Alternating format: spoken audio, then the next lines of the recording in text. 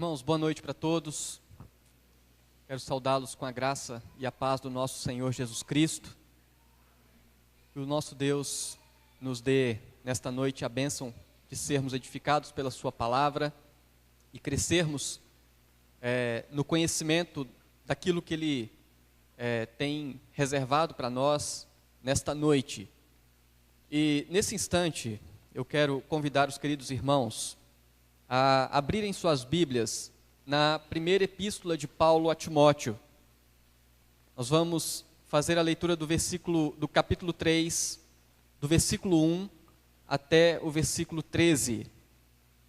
Primeira carta de Paulo a Timóteo, capítulo 3, versículo 1 ao versículo 13. Nas oportunidades que o Senhor nos tem dado de compartilhar a palavra com os irmãos, nós temos refletido nesta carta de Paulo a Timóteo, e já pudemos, algumas mensagens anteriores, falar a respeito do que Deus tem para nós nessa carta. Pudemos então terminar até o capítulo 2, hoje começando então no capítulo 3. Vejamos o que nos diz a palavra do Senhor nesses 13 primeiros versículos da palavra do Senhor em 1 Timóteo 3. Diz assim: fiel é a palavra. Se alguém aspira ao episcopado, excelente obra almeja. É necessário, portanto, que o bispo seja irrepreensível, esposo de uma só mulher, temperante, sóbrio, modesto, hospitaleiro, apto para ensinar, não dado ao vinho, não violento, porém cordato, inimigo de contendas, não avarento, e que governe bem a própria casa, criando os filhos sob disciplina, com todo respeito, pois se alguém não sabe governar a própria casa, como cuidará da igreja de Deus? Não seja neófito, para não suceder que se ensoberbeça e incorra na condenação do diabo. Pelo contrário, é necessário que ele seja bom, que ele tenha bom testemunho dos de fora, a fim de não cair no opróbrio e no laço do diabo. Semelhantemente, quanto a diáconos, é necessário que sejam respeitáveis, de uma só palavra, não inclinados a muito vinho, não cobiçosos de sórdida ganância, conservando o mistério da fé com a consciência limpa. Também sejam estes primeiramente experimentados, e se mostrarem irrepreensíveis, exerçam o diaconato. Da mesma sorte, quanto a mulheres, é necessário que sejam elas respeitáveis, não maldizentes, temperantes e fiéis em tudo. O diácono seja marido de uma só mulher, e governe bem seus filhos e sua própria casa. Pois os que desempenharem bem o diaconato alcançam para si mesmos justa preeminência e muita intrepidez na fé em Cristo Jesus. Vamos orar mais uma vez. Bendito Deus, graças te damos, ó Deus, porque o Senhor nos dá o privilégio de estar na tua casa. E sabemos que a tua palavra é inspirada e ela é útil para o ensino, para a correção, para a repreensão, ó Deus, daqueles que te amam, daqueles que te servem. Crendo nisso, ó Deus, nós pedimos que o Senhor fale ao nosso coração e aplique esta porção da tua palavra aos nossos corações, e que esta palavra nos leve ao crescimento espiritual, de maneira que possamos te servir cada vez melhor, ó Deus, e viver de maneira que o teu nome seja honrado e glorificado através das nossas vidas. É o que nós te pedimos, em nome de Jesus. Amém. Meus queridos, eu vejo que é importante relembrar algumas informações a respeito da carta que Paulo escreve a Timóteo, desta primeira carta que ele escreve a Timóteo, até porque são informações sempre importantes para entendermos aquilo que está sendo exposto no texto que nós lemos nesta noite.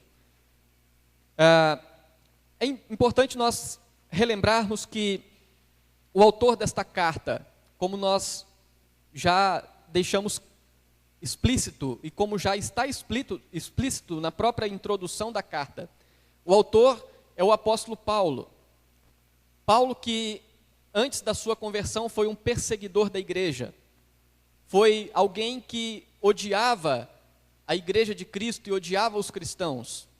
Mas que pela graça de Deus, como ele mesmo diz, ele foi alcançado. E agora Deus o considera fiel. Não apenas como um servo dele, mas Deus o considera fiel para ser bênção na igreja, a fim de trabalhar para a edificação da igreja. Foi este apóstolo Paulo que agora, sendo um servo de Deus, que ama a igreja de Cristo, que passa a ser um líder na igreja de Cristo, agora escreve a Timóteo. Timóteo que é chamado pelo apóstolo Paulo como verdadeiro filho na fé. Timóteo que era um líder também na igreja de Cristo, empenhava pelo progresso da fé, empenhava pela edificação da igreja. Timóteo que estava, no momento em que Paulo escreve essa carta, estava na igreja de Éfeso, uma igreja importante na Ásia Menor, uma igreja que enfrentava alguns problemas por causa da investida de falsos mestres que estavam ensinando falsas doutrinas, que estavam deturpando a mensagem do Evangelho, e Paulo diz para Timóteo que ele deveria, ali na igreja de Éfeso, trabalhar e admoestar, a fim de que a sã doutrina não fosse, então, deturpada. E Timóteo tinha essa incumbência na igreja de Éfeso, quando Paulo escreve essa carta.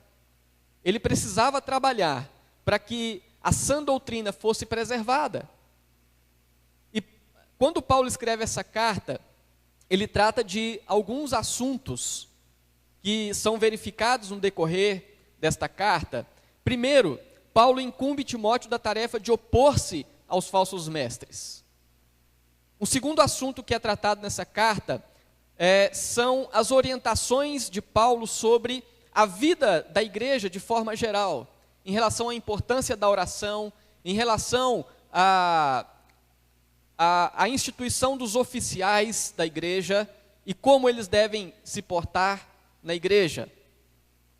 Paulo admoesta nessa carta também a respeito o perigo da apostasia, ou seja, o perigo de abandonar a fé, de deixar a fé e passar a viver então contrariamente à fé.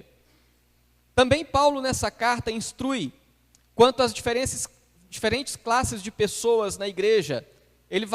Ele trabalha sobre a importância de cuidar das pessoas, das viúvas, a importância de tratar as pessoas em suas diferentes faixas etárias de forma adequada. Ele orienta como tratar os jovens, como tratar as moças, como tratar os jovens, as mulheres, os homens. E Paulo, nesta carta, faz também uma relação dos falsos mestres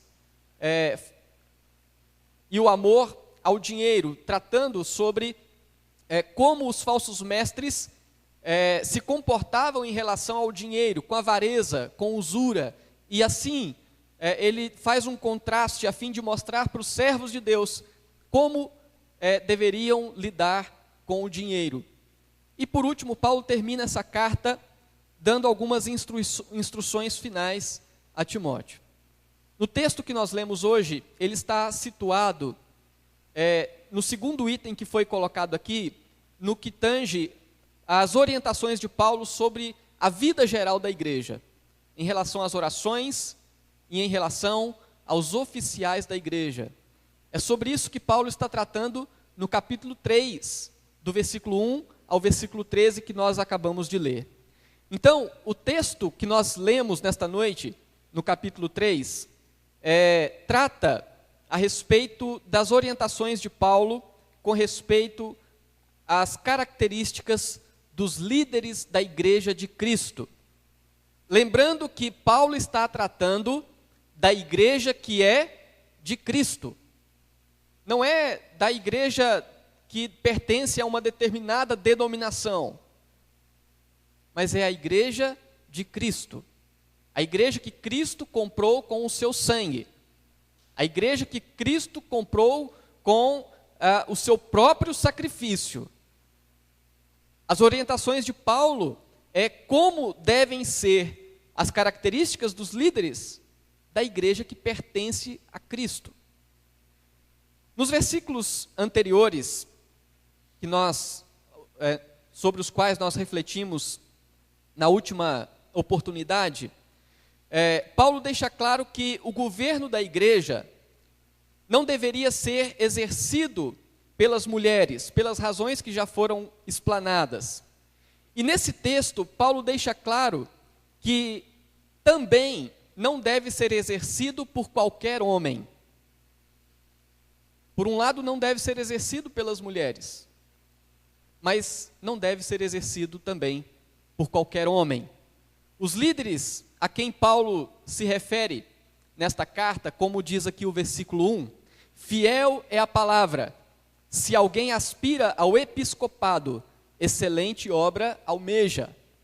Aqui Paulo cita um ditado popular da sua época, até porque a função de episcopado não era uma função apenas presente na igreja.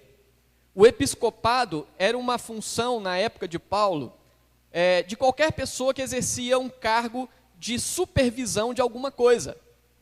Qualquer atividade de supervisão era chamada uma atividade de episcopado.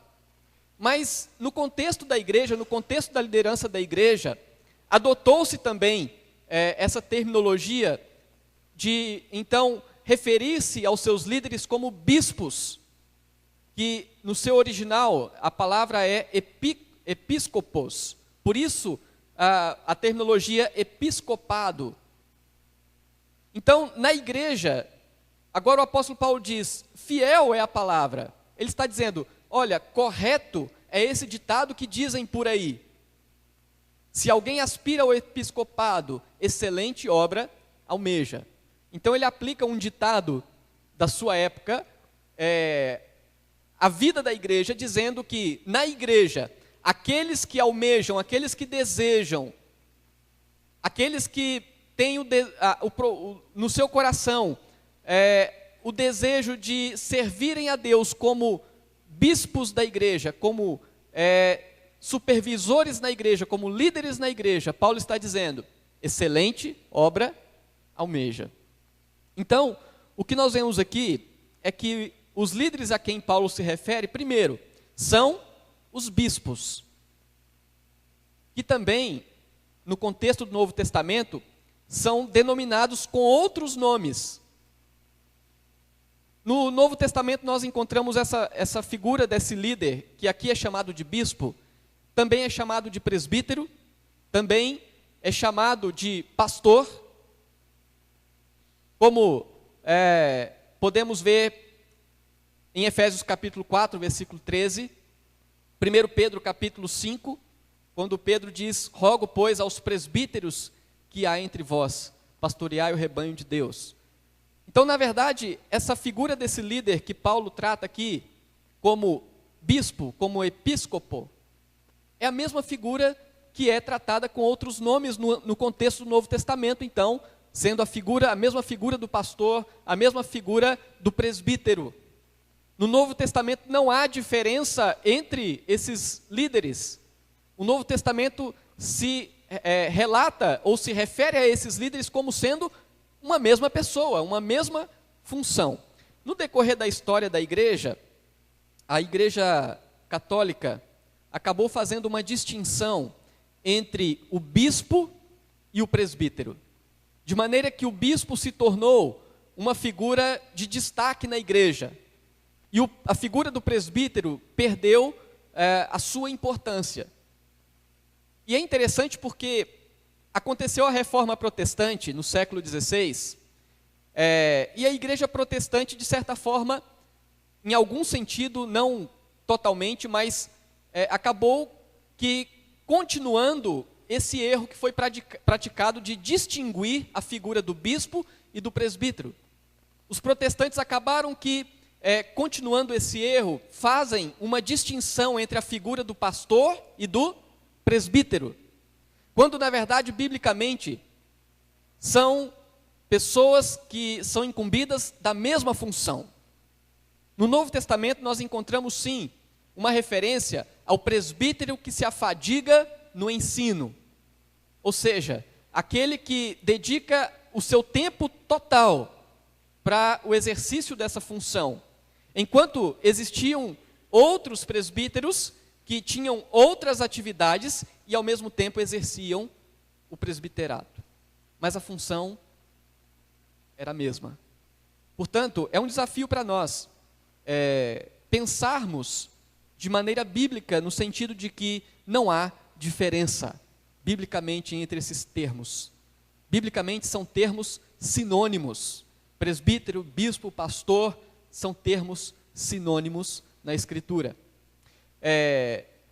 Portanto, biblicamente falando, os bispos são responsáveis pelo pastoreio da igreja, através do ensino, através do cuidado, através do aconselhamento.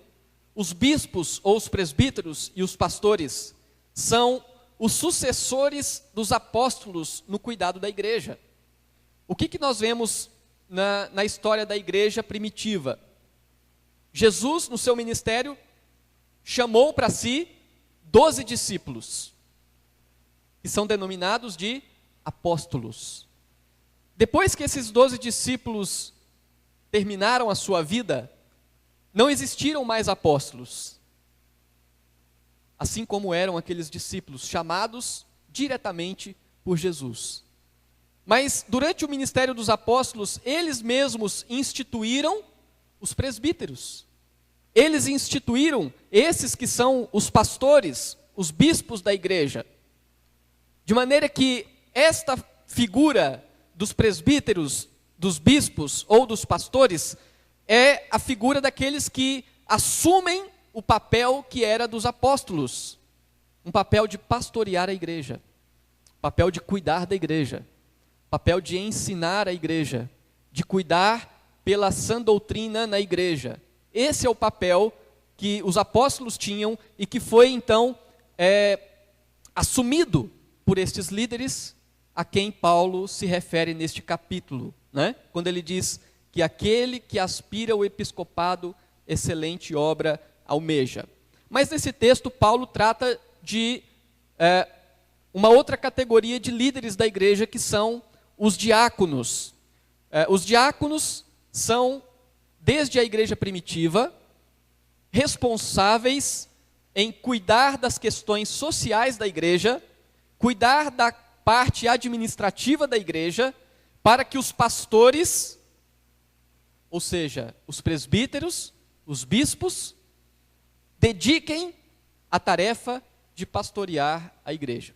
Se você tiver curiosidade depois, leia Atos capítulo 6, onde vemos ali que apenas os apóstolos, os presbíteros, digamos, estavam cuidando da igreja e fazendo tudo o que era preciso na igreja.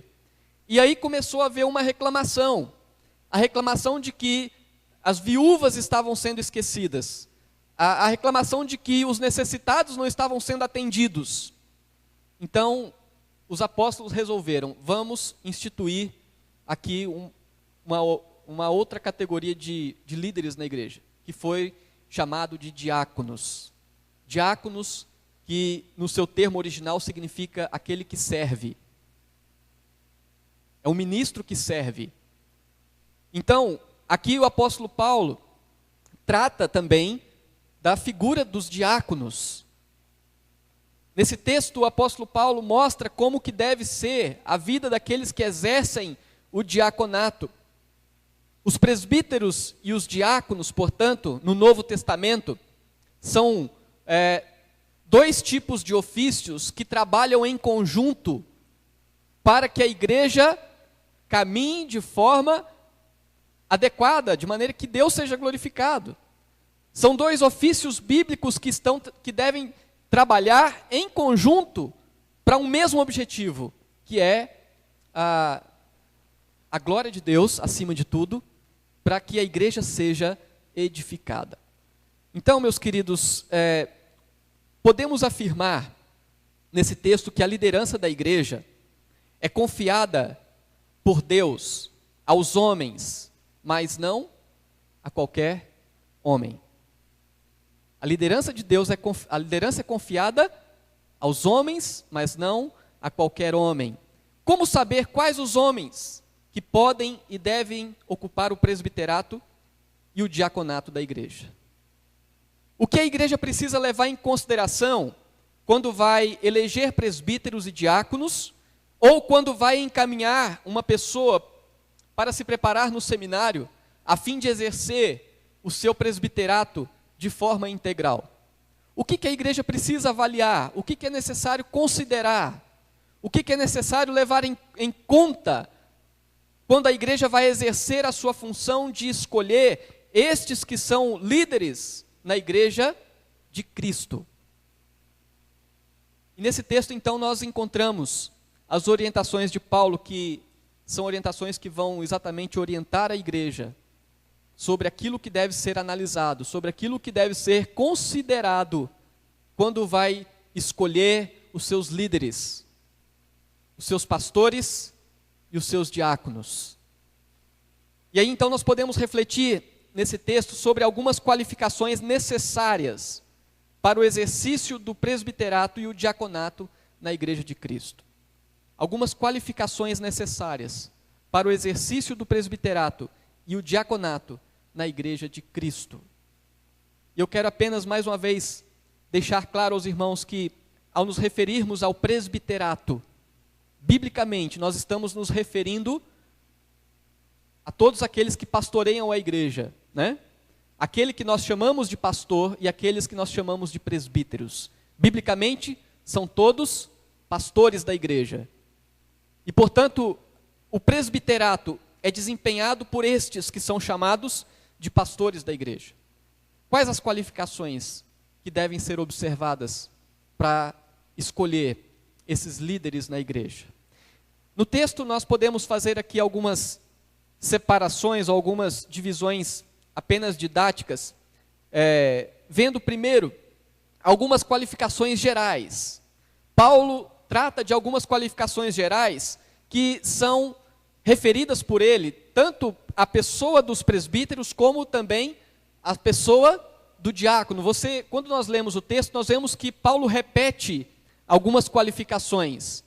Então, ele trata dessas qualificações em relação ao presbítero e em relação também ao diácono. Vejamos aqui essas qualificações gerais em relação aos presbíteros e aos diáconos. Primeiro, diz no versículo 2, se você puder acompanhar na sua Bíblia, versículo 2, depois que Paulo diz que aquele que aspira ao episcopado excelente obra almeja, então ele diz: é necessário, portanto, que o bispo seja irrepreensível. Então, lá no versículo 10, se você olhar lá, tratando dos diáconos, Paulo diz: também sejam estes primeiramente experimentados, e se mostrarem irrepreensíveis, exerçam o diaconato. Quando Paulo fala que devem ser irrepreensíveis, certamente Paulo está querendo dizer que devem ser pessoas que tenham uma reputação inquestionável. Certamente Paulo não tem em mente alguém que fosse plenamente perfeito, porque Paulo sabia que todos eram pecadores. Mas o que Paulo quer dizer com que sejam irrepreensíveis é exatamente no sentido de que sejam pessoas comprometidas, claramente comprometidas com a vida que agrada a Deus. E todas as outras qualificações que vão sendo colocadas pelo apóstolo Paulo se referem a uma pessoa irrepreensível. As outras qualificações que são colocadas pelo apóstolo Paulo são resultados de uma pessoa irrepreensível. Uma pessoa que não tem do que ser acusada. Uma pessoa que não tem do que ser... que alguém possa apontar o seu dedo. Uma pessoa que não viva uma vida oculta de pecado. Irrepreensível. É assim que Paulo vê os presbíteros e os diáconos na igreja de Cristo. Pessoas que não tenham do que ser acusadas. E como é que essas pessoas podem serem vistas como irrepreensíveis? Então Paulo trata de algumas outras questões referentes aos presbíteros e aos diáconos. E aí então no versículo 2, ele diz que ele seja irrepreensível, esposo de uma só mulher. E lá no versículo 12, referindo-se aos diáconos, ele diz também, o diácono seja marido de uma só mulher. E aqui certamente, meus queridos, o que Paulo está levando em conta é a necessidade de que o presbítero e o diácono seja alguém fiel, seja alguém que leve a sério o seu casamento, seja alguém que leve a sério a sua vida com a sua esposa, que não seja alguém que tenha a predisposição de viver uma vida dupla conjugalmente, que não seja alguém que viva na sociedade trazendo mau testemunho por causa da sua vida conjugal. Seja marido de uma só mulher, e que honre a sua mulher, e que respeite a sua mulher, e que seja fiel à sua mulher. O presbítero e o diácono, segundo o apóstolo Paulo, para que seja irrepreensível, ele não pode ter do que ser acusado em relação à sua vida conjugal. Ele precisa ser alguém respeitável nesse aspecto. Mas o apóstolo Paulo ainda diz, no versículo 3, depois nós voltamos em algumas questões aqui do versículo 2, que o presbítero, o bispo, não seja dado ao vinho. E também, no versículo 8, semelhante aos diáconos, é necessário que sejam respeitáveis de uma só palavra, não inclinados a muito vinho. A questão do vinho, existem algumas posições em relação a isso, e o que nós podemos afirmar é que aqui o apóstolo Paulo não está tratando do vinho como sendo uma bebida pecaminosa em si mesma. Paulo não está dizendo que seja alguém que não tenha, seja tolhido de tomar vinho, até porque a bebida em si não é pecaminosa. O que Paulo está tratando, e aí então existe logicamente um sério perigo em relação à bebida, é o domínio que ela pode exercer sobre uma pessoa. E o que Paulo está tratando então é que o presbítero, o diácono, não seja alguém dominado pela bebida, não seja alguém que seja visto pelas ruas, caído, bêbado, fazendo coisas inconvenientes por causa do uso da bebida, por causa do prejuízo que a bebida traz na vida de uma pessoa. Então, o presbítero e o diácono, irrepreensível, é aquele que não se deixa levar pelo uso do vinho, que não se deixa levar de maneira que seja dominado pelo vinho.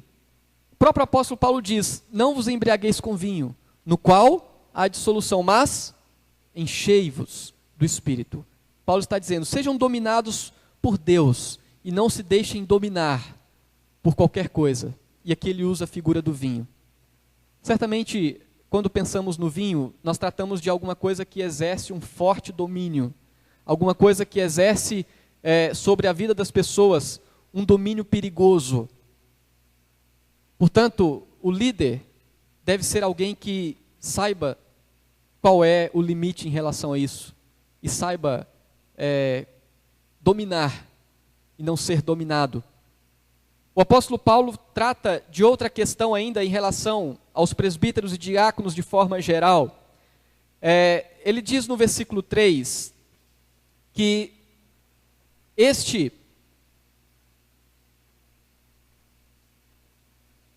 versículo 3, que não seja avarento. Deixa eu só me... no finalzinho do versículo 3, porém cordato, inimigo de contendas, não avarento.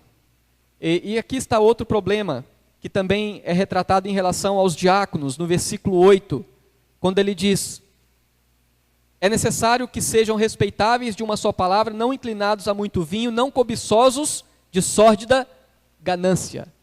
Uma pessoa cobiçosa de sórdida ganância é a mesma coisa que uma pessoa avarenta. E aqui o apóstolo Paulo certamente está querendo dizer que o presbítero e o diácono deve ser alguém que faça o uso do dinheiro de forma adequada. Que não seja alguém que tenha um amor excessivo ao dinheiro, ao ponto de colocar outras coisas acima da sua vida do que o próprio Deus. O presbítero e o diácono, segundo o apóstolo Paulo, deve ser alguém que saiba usar os recursos que Deus dá sem avareza, não com sorte da ganância. Até porque os líderes, os presbíteros e os diáconos administram a casa de Deus, administram os recursos da casa de Deus, administram os dízimos que são colocados na presença de Deus no seu altar. E Paulo então recomenda que sejam pessoas que não sejam avarentas, nem pessoas dominadas por sórdida ganância.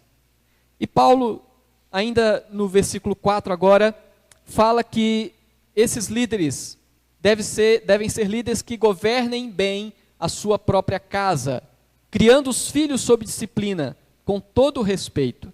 E no versículo 12, referindo-se aos diáconos, o diácono seja marido de uma só mulher e governe bem os seus filhos e a própria casa. E o princípio aqui de Paulo é muito simples. Aquele que não sabe governar a sua própria casa, não terá condições de governar a igreja de Cristo. Qual é o resultado de um homem que governa bem a sua própria casa? Paulo coloca aqui: ele tem filhos obedientes. Ele cria filhos que sabem respeitar. Esses são resultados naturais decorrentes de um homem que governa bem a sua própria casa. E para governar a igreja de Cristo, precisa ser alguém que saiba fazer a lição de casa, e saiba fazer aquilo que é básico, que é governar a sua casa. Portanto, Paulo diz isso tanto aos presbíteros quanto aos diáconos. E no versículo 6, Paulo diz o seguinte: não seja neófito. Essa palavra neófito significa uma pessoa inexperiente. Neófito significa alguém que seja novo convertido, novo na fé. E quanto aos diáconos, ele diz a mesma coisa de outra forma, no versículo 10. Também sejam estes primeiramente experimentados. Os líderes da igreja, os presbíteros e os diáconos, precisam ser pessoas experimentadas na fé. Precisam ser pessoas que tenham experiência na fé. Pessoas maduras, capazes de lidar com as situações adversas da igreja. E aqui Paulo orienta no sentido de que não sejam neófitos, para que não sejam levados e sejam iludidos por Satanás, né? Então, não seja neófito para não suceder que se ensoberbeça e incorra na condenação do diabo. Toda função de líder, de certa forma, requer maturidade, para que a pessoa não fique soberbo na função que ele exerce. E por isso, Paulo orienta que não seja neófito, que seja experimentado, seja um homem maduro, uma pessoa capaz de exercer essa liderança. Quando Paulo escreve aos Coríntios, meus queridos, em capítulo 10, até o versículo 1 do capítulo 11, ele diz: portanto, quer comais, quer bebais, ou façais outra coisa qualquer, fazei tudo para a glória de Deus. Não vos torneis causa de tropeço nem para os judeus, nem para os gentios, nem tampouco para a igreja de Deus, assim como também eu procuro, em tudo, ser agradável a todos, não buscando o meu próprio interesse, mas o de muitos, para que sejam salvos. E aí Paulo, como líder da igreja, depois de dar essas orientações aos crentes, ele diz: sede meus imitadores, como também eu sou de Cristo. E é isso o que o presbítero e o diácono deve ter condição de fazer diante da igreja a qual ele lidera. Dizer: irmãos, façam tudo para a glória de Deus e sejam meus imitadores, como eu sou de Cristo. Sejam fiéis às suas esposas como eu sou fiel à minha. Sejam pessoas que não sejam dominadas pelo vinho como eu não sou. Sejam pessoas que não sejam avarentas como também eu não sou. E desta forma então Paulo orienta aos líderes da igreja de Cristo. E ele mesmo diz: sede meus imitadores, como eu sou de Cristo. Todos os cristãos, meus queridos, precisam ser imitadores de Cristo. Os líderes são, portanto, responsáveis em demonstrar na prática como agir semelhante a Cristo. Mas nós podemos caminhar. Nós vimos aqui algumas qualificações que Paulo aplica de forma geral, tanto aos presbíteros quanto aos diáconos. Mas Paulo também faz referência a algumas qualificações específicas, primeiro aos presbíteros e depois aos diáconos. O que nós podemos ver no versículo 2? Primeiro, ele diz que o presbítero deve ser temperante. Temperante é a pessoa que consegue ser moderada, equilibrada em tudo. E logicamente aqui ele apresenta uma outra característica, que ele seja sóbrio, ainda no versículo 2. A sobriedade está relacionada à sua temperança. A sobriedade está relacionada ao seu perfeito juízo, ao seu equilíbrio mental, emocional. Uma pessoa que sabe o que está fazendo. Ele continua dizendo no versículo 2, especificamente ao presbítero, que seja hospitaleiro. O pastor deve ser alguém que tenha prazer de receber na sua casa aqueles que precisam de uma acolhida. E o contexto era de pessoas que pregavam o evangelho de cidade em cidade e que precisavam, durante a sua caminhada, de uma acolhida. E Paulo orienta: os líderes da igreja, os presbíteros, precisam ser hospitaleiros. Pessoas que foram hospitaleiras no Antigo Testamento, sem que soubessem, receberam anjos na sua casa. Como, por exemplo, Abraão, Ló. A atitude de ser hospitaleiro é algo necessário para alguém que exerce o pastoreio, porque é uma demonstração de amor. Paulo diz no versículo 2, especificamente quanto ao presbítero, que ele seja apto para ensinar. Nós já falamos que no próprio contexto do Novo Testamento, existe a referência daqueles que se afadigam no ensino. Aqueles que dedicam todo o seu tempo para ensinar. Mas mesmo aqueles que não dedicam todo o seu tempo no ensino, biblicamente falando, devem ser aptos para ensinar. Essa era uma característica essencial para quem exerça o presbiterato, o pastoreio da igreja. E o ensino pode ser feito de várias formas, tanto pela pregação da palavra, pode ser feito através de um aconselhamento, o ensino pode ser feito através de uma instrução particular com alguém. Existem várias formas de ensinar, e essa é uma característica específica daquele que exerce o pastoreio na igreja. Ele deve ser apto para ensinar. E aí ele coloca mais duas características do presbítero no versículo 3. Quando ele diz: não dado ao vinho, não violento, porém cordato. Aí então, três coisas que estão juntas.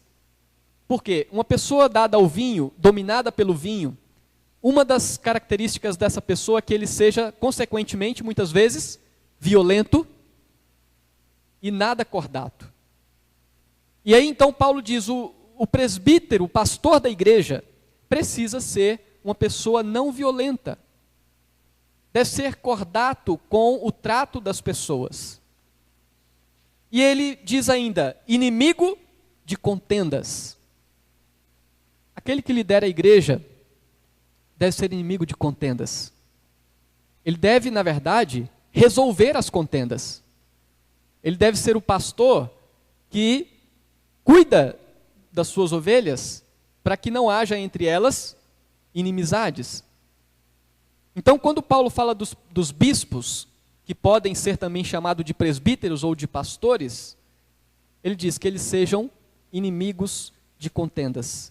E aí, então, no versículo 7, pelo contrário, ao contrário de serem inimigos de contendas e de terem outras características negativas, é necessário que ele tenha o bom testemunho dos de fora, a fim de não cair no opróbrio e no laço do diabo. Então aqui Paulo apresenta essas qualificações específicas dos presbíteros. E ele apresenta algumas qualificações específicas do diácono. Versículo 8. Semelhantemente, quanto aos diáconos, é necessário que sejam respeitáveis. O que é ser respeitável? Como diz no nosso próprio ditado, alguém que se dá ao respeito. Como que alguém se dá ao respeito? Agindo de forma agradável, de forma correta. E Paulo está dizendo aos diáconos que eles sejam respeitáveis. Versículo 8 ainda, que os diáconos sejam pessoas de uma só palavra. Que não sejam pessoas duvidosas, que não sejam pessoas inconstantes, mas sejam pessoas verdadeiras, pessoas de uma só palavra. E aí ele termina dizendo, no versículo 9, conservando o mistério da fé com a consciência limpa. O apóstolo Paulo refere-se aos falsos mestres como pessoas que naufragaram na fé porque contaminaram a sua consciência. E aí agora ele diz aos diáconos que sejam pessoas que conservem o mistério da fé com a consciência limpa. E aqui é interessante porque em relação aos diáconos, e lógico se aplica também a nós, os presbíteros, Paulo faz uma orientação às mulheres. Da mesma sorte, quanto às mulheres, é necessário que sejam elas respeitáveis, não maldizentes, temperantes e fiéis em tudo.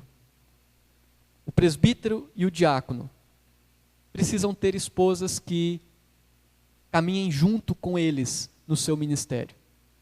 Os presbíteros e os diáconos precisam ter esposas que deem o apoio a eles no seu ministério, sendo elas, como diz o apóstolo Paulo, respeitáveis, não maldizentes e temperantes e fiéis em tudo.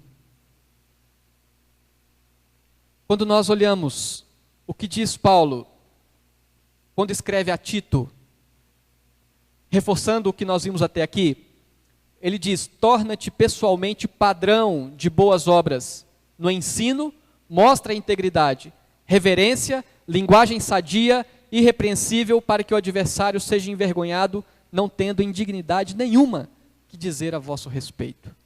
Torna-te pessoalmente padrão. E depois ele escrevendo a Timóteo, aqui no capítulo 4, ele diz, torna-te padrão dos fiéis, na palavra, no procedimento, no amor, na fé, na pureza. É isso que ele está tratando no capítulo 3, mostrando aos presbíteros e aos diáconos na igreja de Cristo que eles devem ser padrão dos fiéis. Eles devem ser modelo para a igreja de como servir a Deus. Eles devem ser modelos para a igreja de como viver a vida cristã. O princípio bíblico presente nesse texto é que se o homem não serve para ser padrão dos fiéis, modelo dos fiéis, ele não serve também para ser oficial na igreja de Cristo. É isso que Paulo está dizendo. Se o homem não serve para ser padrão dos fiéis em relação à vida cristã, ele não serve para ser oficial na igreja de Cristo. E aí, meus queridos, eu quero concluir esta reflexão nesta noite, apenas relembrando que nós estamos tratando, a partir desse texto, sobre algumas qualificações necessárias para exercer o presbiterato e o diaconato na igreja de Cristo. Nós vimos aqui que o apóstolo Paulo faz referência a algumas qualificações gerais, aplicáveis tanto ao presbítero quanto ao diácono. Incluindo nisso, como nós já temos dito, aqueles que pastoreiam a igreja de Cristo, que são chamados de presbíteros ou bispos ou pastores. E nós vimos que Paulo faz algumas qualificações específicas para cada ofício, tanto para o presbiterato quanto para o diaconato. E diante do que nós podemos refletir agora, eu quero deixar aqui algumas aplicações finais para nós refletirmos como igreja de Cristo, para que todos reflitam, para que os homens reflitam, para que as mulheres reflitam. Primeira aplicação é que, embora os oficiais tenham por obrigação cristã e pelo peso do ofício viverem um elevado padrão de conduta, eles ainda são falhos e sujeitos aos erros. A igreja precisa levar isso em consideração e orar pelos seus líderes. A igreja não deve exigir dos seus oficiais uma perfeição plena, tornando-se crítica a qualquer falha percebida neles. Então é fato que eles precisam ser padrão, mas outra realidade é que eles são falhos e são pecadores ainda. Então a igreja precisa ter uma postura de oração, de ajudar os seus líderes a cumprirem o seu ofício de maneira agradável a Deus. Segunda aplicação: se o homem claramente não tem compromisso com a conduta cristã, não deve ser ordenado para qualquer que seja o ofício, seja para presbítero ou seja para diácono.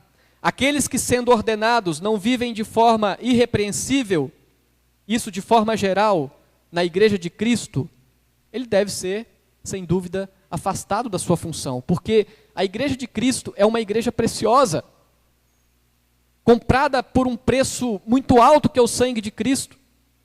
E aqueles que são colocados como liderança dessa igreja precisam, de fato, ser pessoas que levam a sério a vida cristã.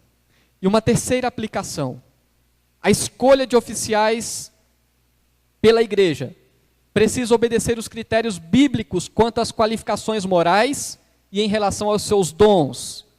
Não se deve utilizar outros critérios no lugar dos critérios bíblicos, porque muitas vezes, de forma geral, nas igrejas, independente de ser presbiteriana ou não, existe uma tendência de escolher os seus líderes, muitas vezes usando os critérios do status social, usando o critério do status econômico, usando o critério se aquela pessoa é de uma família tradicional na igreja, se aquela pessoa tem um poder de convencimento, se aquela pessoa tem uma boa aparência.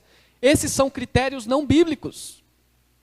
Os critérios bíblicos para a escolha dos pastores e dos diáconos da igreja são esses que nós vimos aqui no capítulo 3 da primeira carta a Timóteo. E estes são os critérios que devem ser observados pela igreja na escolha dos seus líderes, e não outros critérios que não sejam esses. Uma quarta aplicação: os homens crentes precisam entender que Deus entregou o governo da igreja como sua responsabilidade. Sendo assim, precisam se amoldarem às exigências bíblicas para o oficialato da igreja de Cristo, a fim de que haja homens qualificados para suprir as necessidades de liderança da igreja. Então, o que nós devemos levar em conta é o seguinte: Deus entregou a nós a liderança da igreja. E se nós não assumirmos, não tem quem assuma. Então, com isso, o que os homens cristãos devem fazer? Devem entender: em primeiro lugar, eu sou crente, eu tenho que me dedicar a Deus acima de qualquer coisa, independente de qualquer coisa. Mas sendo crente, eu sou possivelmente um líder da igreja, então eu preciso ser modelo, eu preciso ser padrão dos fiéis. Quinta e penúltima aplicação: as qualificações morais aqui requerida dos oficiais da igreja, são igualmente requeridas pelas Escrituras a todos os crentes. Então, quando diz aqui, seja marido de uma mulher, não seja sóbrio, não seja inclinado ao vinho, né? Não seja violento, é para aqueles que são modelos dos fiéis. Mas, sendo eles modelos dos fiéis, isso significa que os fiéis devem olhar para eles e agirem também de igual forma. Essas qualificações aqui não é apenas para a liderança da igreja, é para todo mundo. Paulo destaca, dizendo que os líderes precisam agir assim, como modelos dos fiéis. Mas a Escritura, de uma forma geral, usa uma palavra para todo crente, dizendo que ele precisa ser o quê? Santo. Ele precisa buscar a santificação. E o crente que busca a santificação, certamente ele vai viver e vai ter na sua vida todas essas qualificações que nós vimos aqui.